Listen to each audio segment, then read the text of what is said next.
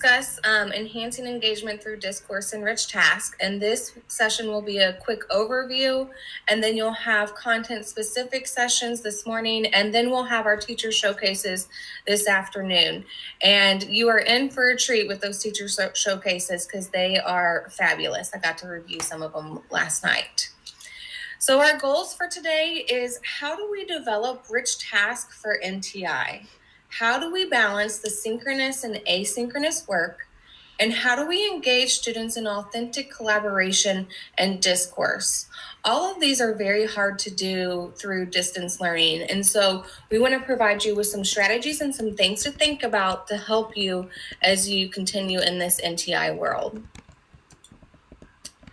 Something to remember is that distance learning is the Rubik's Cube of teaching. So you want to think about the equity, access, maintenance, and student-centered approaches you're taking. So how are we allowing all students to learn and be supported during distance learning? How are students able to reach the materials? Is it organized and a routine created so that they can easily access the materials? And maintenance is probably one of the most important ones, is how are we creating procedures and routines and systems that are consistently used so students know what to expect. And you can think back to the December 2nd session last week where we introduced some of those routines and procedures. So if you need a refresher, that would be a great session to go back and review. And then student-centered. How do students have voice and choice and ownership in their learning in this NTI world? And so we're going to dive deep into how do we develop rich tasks for NTI, and I'm going to turn it over to Diane so that she can explore this question with you. And Sara, before we turn it over to Diane, do you mind hitting the hide button? Is at the very bottom. Yep. Yeah, thank you.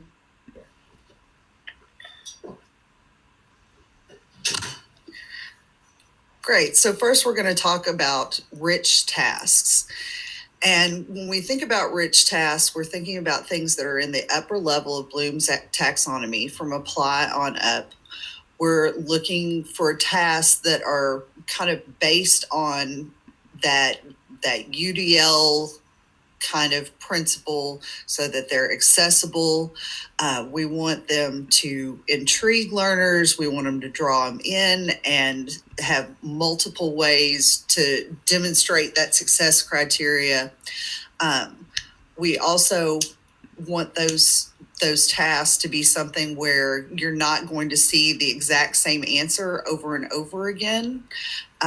They should allow learners to pose their own questions, and they should allow for a lot of creativity and definitely involve multiple steps to get to a true rich task. Go ahead to the next slide. So when we talk about the types of tasks in distance learning, here are 7 different kind of categories that we have for the types of tasks.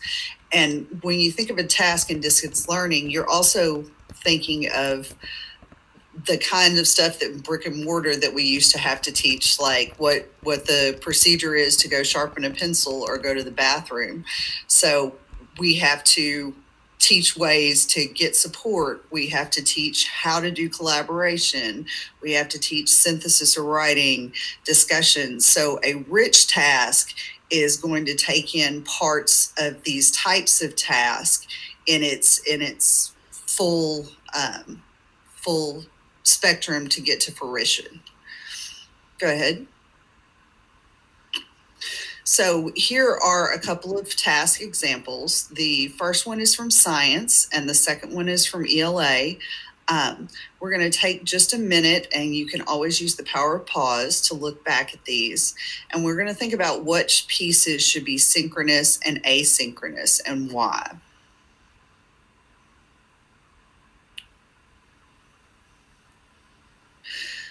So looking at the example task from science, we can see that there is a video offered. Well, it's really easy to do a video asynchronously, but that discussion piece where they're going to engage in an argument for evidence, we really need to do that synchronously so that the students have the opportunity to speak to each other, to bounce ideas off of each other, to really begin to use their peers to help form their thoughts and to make rich discussions.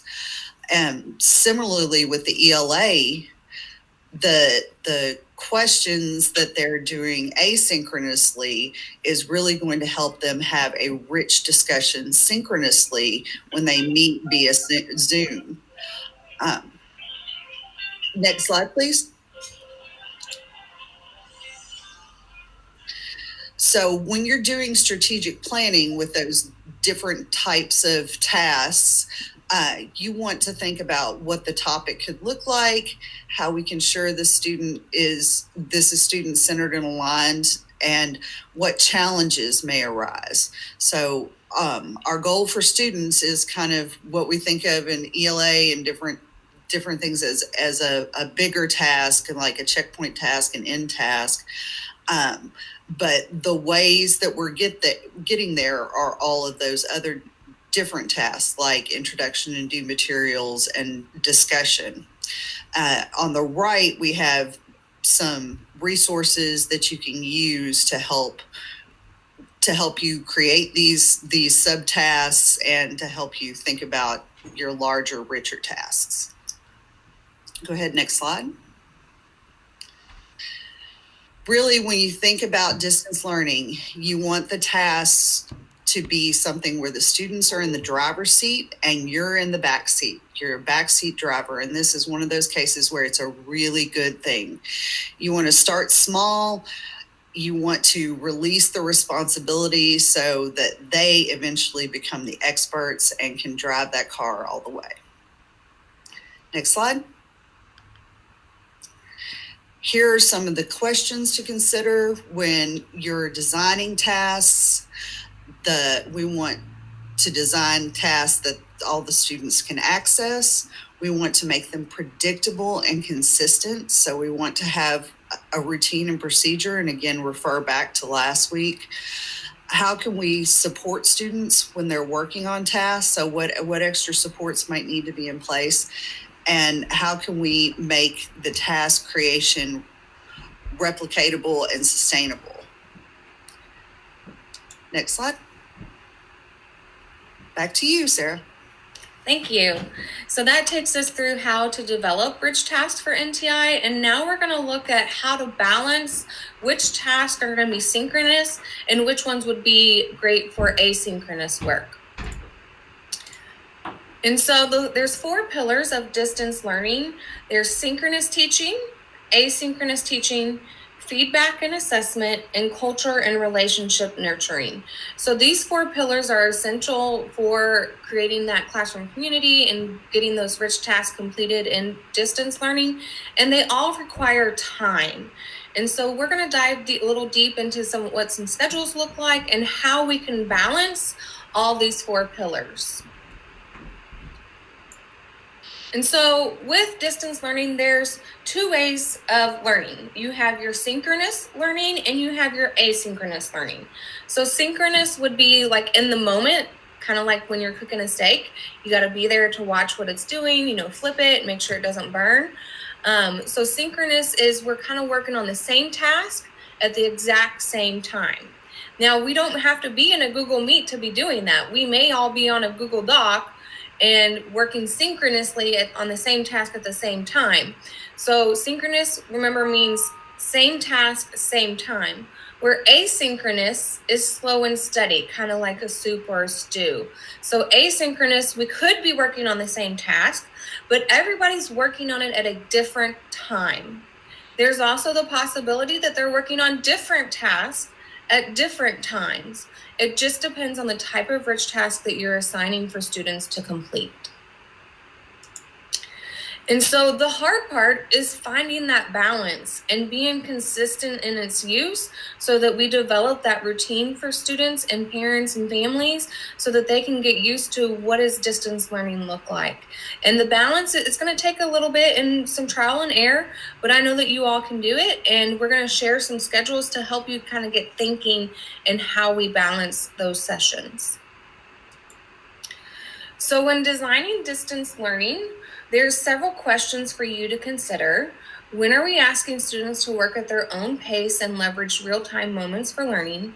And what does an average day look like and a week? And I think that's really important to put down like on a calendar so you can see what a typical week and day would look like for your students so that you can see, am I assigning too much, too little? Is this the right balance? It will help you determine what those learning opportunities look like. And then what routines and procedures and what are we regularly doing ongoing in our classroom to leverage those learning moments? How will we assess progress and provide that student reflection time and feedback so that we can move students forward in their learning? And then how much time is devoted to sharing, collaborating, and independent practice? A lot of the qualities in the rich task were about students talking to each other, asking questions to each other, sharing their thinking. And the examples that we showed talked about the student discourse that was happening during that synchronous time that they were together. So a lot of time during your synchronous session should be spent on students talking to students and sharing their learning with each other and you as the teacher. And so we are practicing what we're preaching. We are providing you with an asynchronous opportunity. We are going to practice the power of pause and allow you to pause and review slides 18 through 22. The first slide is about the NTI instructional frameworks. So each content area has provided NTI instructional frameworks for you to review to get ideas of synchronous versus asynchronous and what your students and you as a teacher should be doing. And then we have several sample schedules for you to review. As you review, there's a Padlet link here for you that you can go and you can write about what you notice and what you wonder. And then there's a column for questions. When you're reviewing, please include your name and school so that we can provide feedback, strategies, and resources because we will be reviewing this Padlet throughout the day and we will follow up with you because we know there's a lot of questions about schedules and how to balance the synchronous and asynchronous work. Another thing to keep in mind is I know a lot of you already have your schedules and they were set by administration. So this is serving as an opportunity for us to review on how NTI has been happening this first semester and do we need to consider making some changes for the spring if we come back in NTI. So these are just an opportunity for you to stop and reflect on how NTI has been occurring for you and your students and to possibly pose some questions so that we can provide more resources for you. And I will go through some of the schedules and stuff to provide a quick overview as well. So first you have your virtual instructional frameworks and each of them are here and there's going to be a lot of explanation of what can be done synchronously and asynchronously with students on these frameworks. So if that's what you're looking for, this is your first stop to really explore and dig deep. Then here is a sample elementary schedule. And the schedule is here on the right and you see there's type of instructions with all these icons. The key for those icons is here on the left. So this little icon here where it looks like two people are talking to each other, that's your synchronous time. The blue where it looks like the student's thinking is the asynchronous independent work. And then where you have a small group, that means small group instruction. And so this is just a sample schedule for what a student would be doing for the week and then each day and the types of instruction that would occur with the students and the teacher. And here's a sample science schedule for students. So as I said, they provide a lot of asynchronous and synchronous opportunities here. And one thing that I notice on most of these is the synchronous sessions are talking a lot about the explaining. Students are going to be in small groups and discussing.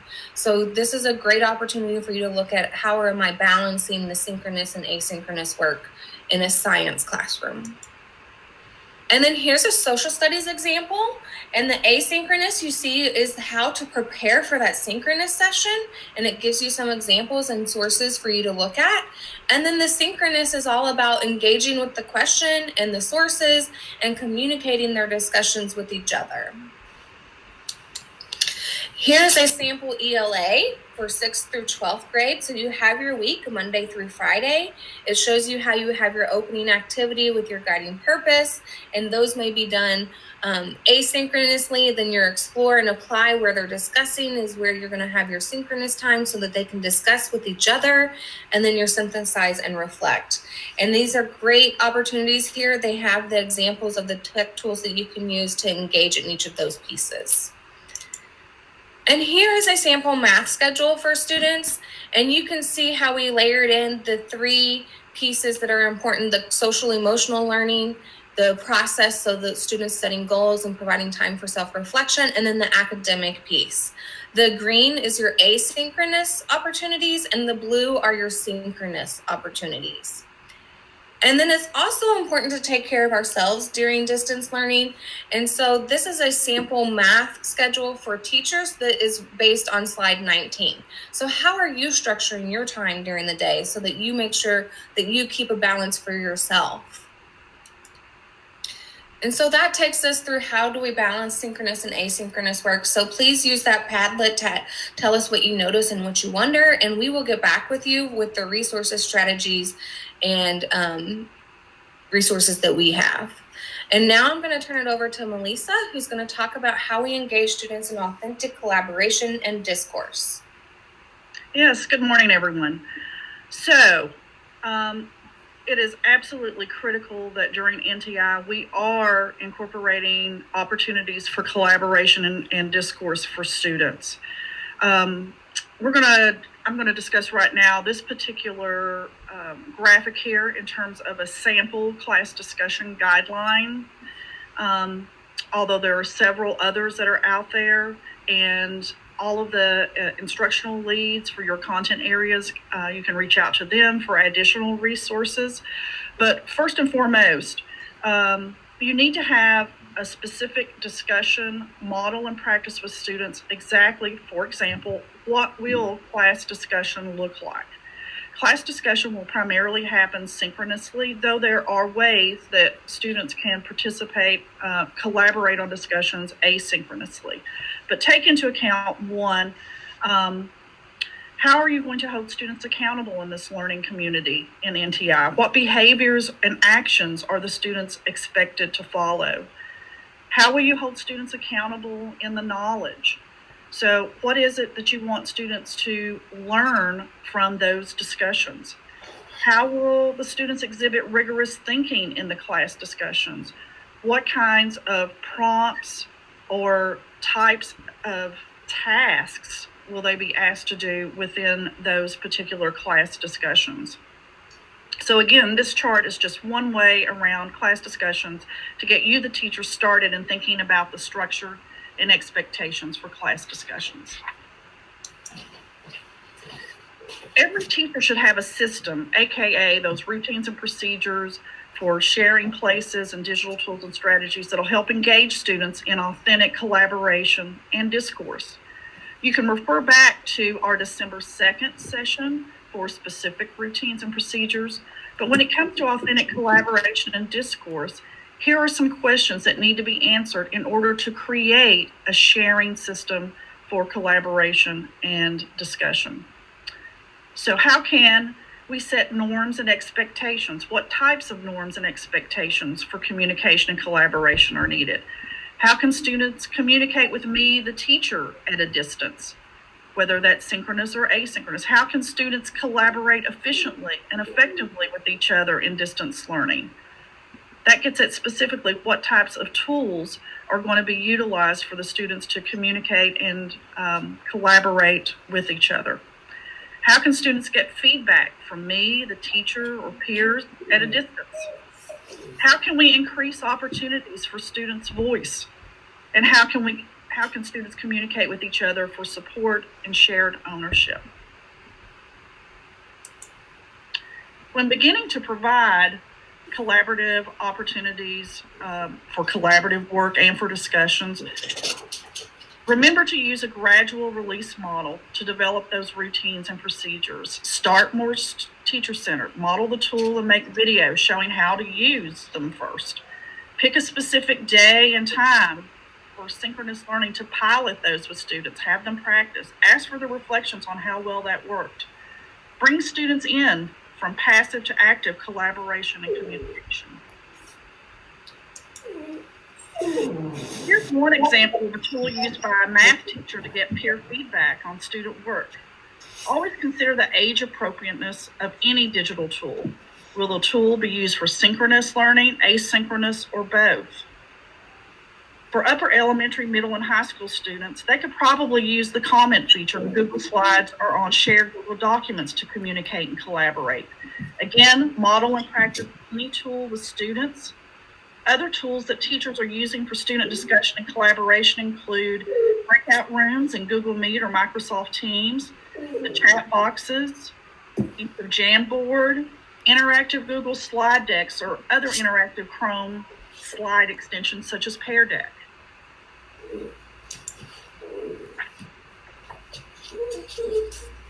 Over time, you, the teacher, can add new digital spaces or tools for student collaboration and discourse. Just remember to make this systemic. As described on the tips and tricks slide, start small, model, and practice. With any new digital space or tool, always consider what types of routines do you and the students need to be successful. Model and practice them with students. For specific tasks, what types of tools and routines do you need and the students need to communicate, to collaborate? We've also provided links at the bottom of the slide to sample student and parent surveys that you can use to get feedback on their use of and preferences for specific digital tools. And finally, remember to refer back to the strategic planning tool for NTI. For example, let's look at a couple of these questions. What is one thing you can leverage that you have already built with students in terms of communication and collaboration? So have you introduced a digital tool that works really well? Did you use one of the feedback surveys? Is there truly a need to add a new digital tool? Also, let's look at the last one. What norms or expectations would need to exist for students to be safe, respectful, and successful with this system? Remember that in the virtual world, it can be a scary place for students, concerned about whether students will treat them respectfully, whether it's a safe environment. Make sure that you, as the teacher, know your digital spaces and tools inside and out. What are the pros and cons of each? What do you need to look out for and monitor? You want to make sure that any digital space or tool keeps our students safe and successful. Always be systemic and go over routines, norms, and expectations when using any digital space or tool. Never presume. So that takes us through our 3 goals for this session today. So I hope that you've learned some things that you can easily take back and use within your classroom. Remember to use that Padlet and ask us for questions and what you notice and wonders, and we will provide those resources for you so that we can specify based on what each school needs. In order to help you, we also had additional sessions that we had from Better Lesson that are more specific on certain aspects of NTI. So here is a playlist of different sessions that you may need to dig deeper into so that you can get resources that you need for your classroom specifically or for your school specifically. So these will link you to an agenda that has all the resources from those sessions so that you have those at your disposal and can adapt and modify what you've been doing during NTI.